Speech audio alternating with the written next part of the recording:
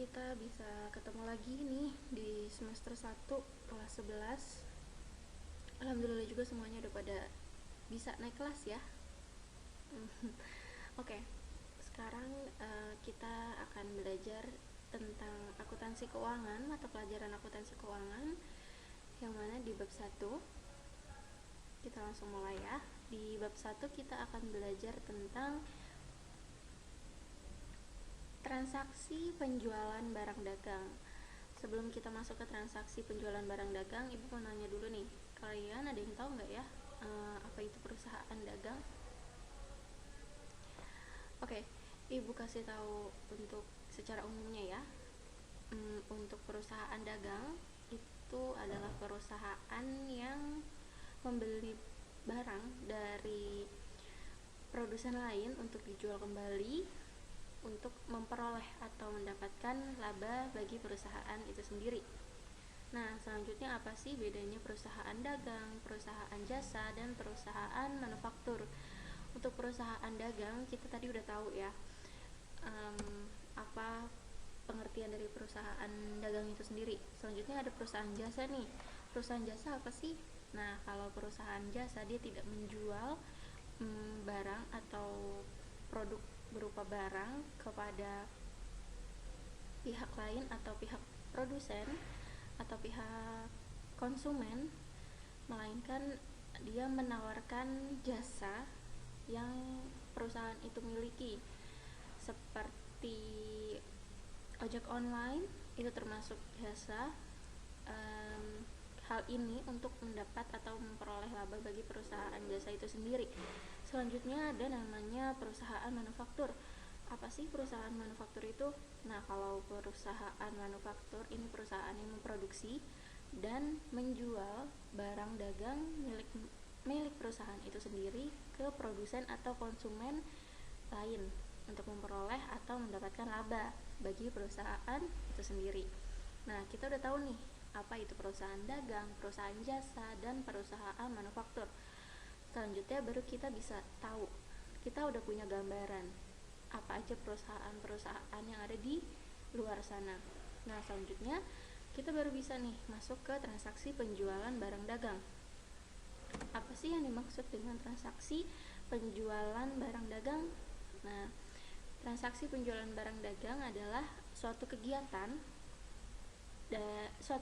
perusahaan dagang dalam menjual produk yang dimiliki perusahaan tersebut kepada para konsumen dan para pelanggannya untuk memperoleh laba. Betul. Selanjutnya kita masuk ke subbab selanjutnya ya. Di sini ada yang namanya hakikat penjualan barang dagang secara kredit. Di sini ada dua pokok pembahasan, yaitu pengertian penjualan kredit dan pencatatan penjualan kredit. Nah, kita akan bagi dua section. Yang pertama, kita akan bahas dulu pengertian penjualan kredit.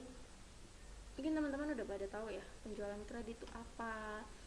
Nah, untuk secara umumnya, penjualan kredit adalah penjualan suatu barang yang pembayarannya dilakukan pada periode tertentu secara kredit yang pembayarannya disetujui atau sudah sepakat antara kedua belah pihak gitu. Kedua belah pihak di sini siapa, Bu?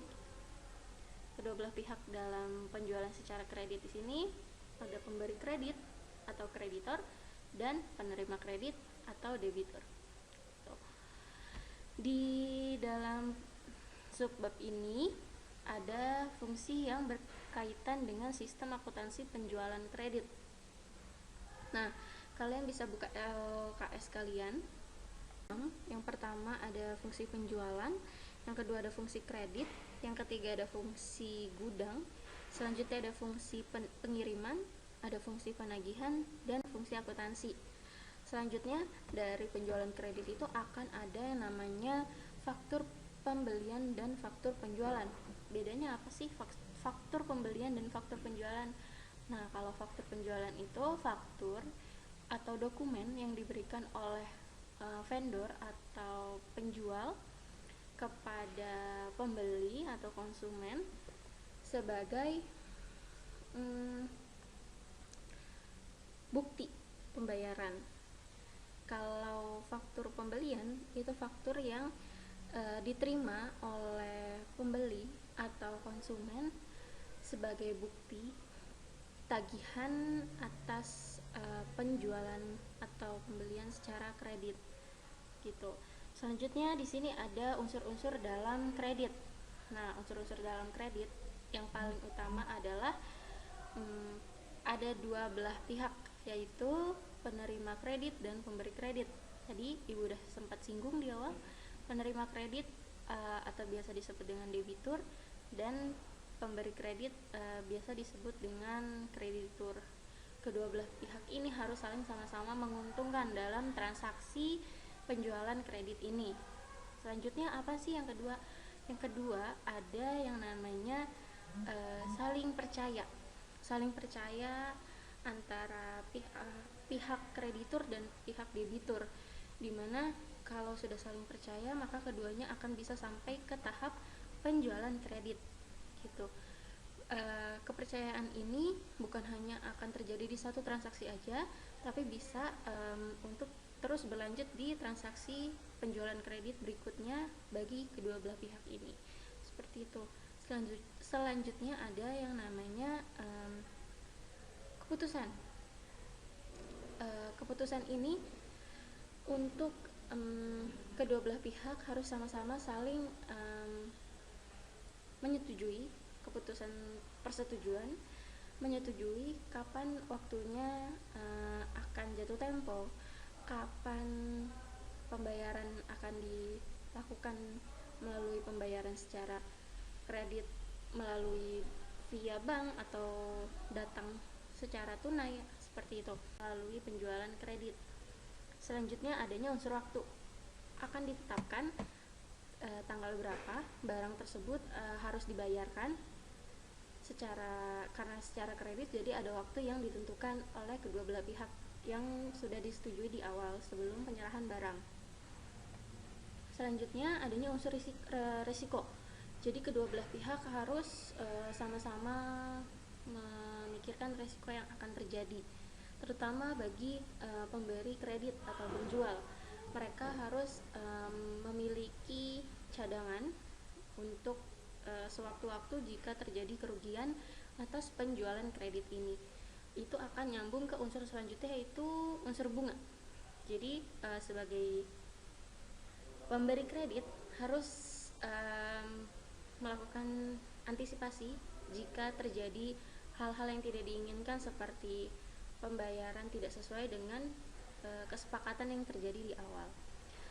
Cukup untuk pertemuan pertama kali ini. Selanjutnya akan dilanjutkan ke pertemuan di minggu depan. Kalian bisa mengulang materi pada pertemuan kali ini, dan jangan lupa untuk ngerjain tugas yang udah Ibu kasih. Nanti akan Ibu kasih linknya di description box. Selanjutnya jangan lupa dikerjakan, dan semua tugas-tugas dari guru lainnya juga. Dan jangan lupa materinya diperhatikan lagi. Sampai jumpa di minggu depan untuk pelajaran akuntansi. Assalamualaikum warahmatullahi wabarakatuh.